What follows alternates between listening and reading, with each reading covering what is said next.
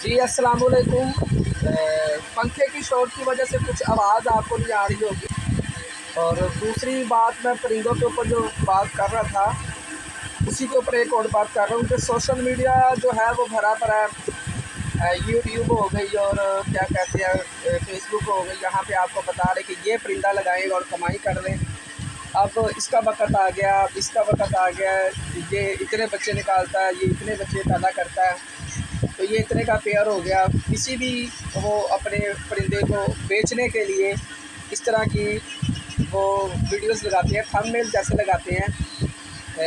बहुत सारे लोग ऐसे वीडियोस लगाते हैं कि जी अब इस परिंदे का वक़्त आ गया, अब इतने लगाएं और इतने कमाएं, महीने में इतने कमाएं।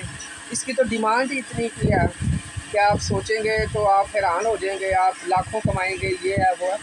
ये सब एक ट्रैप है, ये एक ट्रैप है। जिस बंदे के पास जो परिंदा सबसे ज़्यादा हो गया ना, क्वांटिटी में ज़्यादा हो गया, तो उसने कैसे निकालें, कैसे निकालें, तो इसके ऊपर वीडियोस बनवाते हैं, किसी मशहूर यूट्यूबर को बुलाते हैं तो इसकी डिमांड बढ़ेगी। ये सब ट्रैप होते हैं। और हर इंसान ही चाहता है कि मैं पैसे कमाऊँ, तो लोग बहुत सारे इस तरह के ट्रैप में आ जाते हैं और ये ले लेते हैं। देखें आपके सामने ही सारे वक्त गुजरे हुए। फैंसी मुर्गियों में भी जो है एस्ट्रोलॉग के ऊपर बहुत वक्त है, अयाम समानी के ऊपर और चीज़ें भी बहुत सारी इस तरह की थी। ये सारे ट्रैप हैं। तो मेरा कहने का मकसद ये है कि आप लोग बच जाएं। कोई भी ऐसा परिंदा नहीं है जो आपको लाखों कमा के दे देगा, कोई भी नहीं है।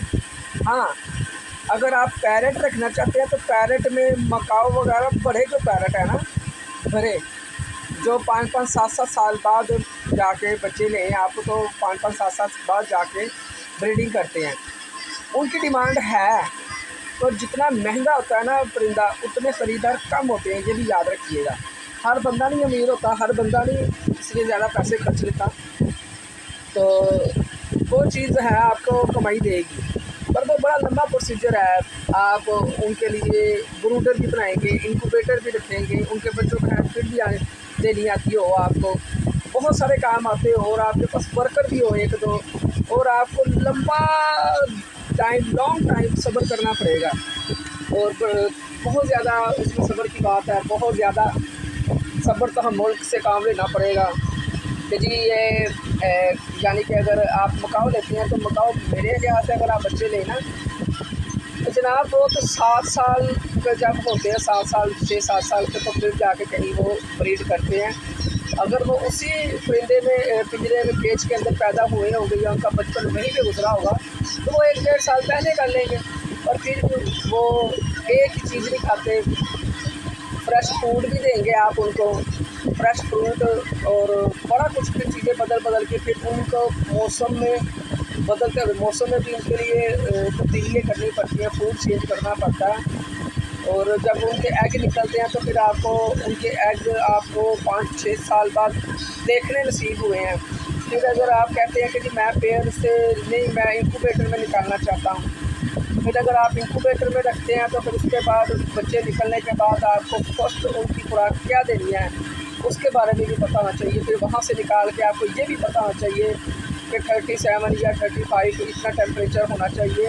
इंक्यूबेटर में आप निकाल के तो आपने उसको ब्रूडर में रखने हैं, और कब तक रखने हैं, और कब तक इनको कौन सी फीड देनी है, और कितने कितने घंटों बाद देनी है, ये सारी बातें देखनी पड़ती हैं। और जैसे ही आप वो एग उठाएँगे तो दूसरे एग वो देंगे, कुछ अर्से बाद दे देंगे, 4 महीने 5 महीने बाद दे देंगे, ठीक है। तो वो फिर दोबारा एग आप उठाने की कोशिश करेंगे तो उस पेयर को ब्रीडिंग अंडे इंक्यूबेट करने आएंगे ही नहीं, क्योंकि इंक्यूबेट तो आप करवा रहे हैं। तो फिर बीच में आप कहेंगे कि जी इंक्यूबेट जो है ना वो हम करें, इससे पेयर से खुद करवाएं, तो फिर आप रोक के इसको इंक्यूबेट खुद करवाने देंगे। ये भी मामला था। एक बार परिंदा जब बड़ा पैरेट जो भी आना, बड़ा पैरेट अर्ली में ठीक है, अच्छी देता है, डिमांड भी है। सन कनौल का बड़ा रोला डला हुआ आजकल, सन कनौल में भी 2-3 अकसाम है, तो सन कनौल लगा ले, इतने कमा ले, इतने कमा ले। ये सब ट्रैप हैं और बचिए इन ट्रैप से, मैं आपको बता रहा हूँ।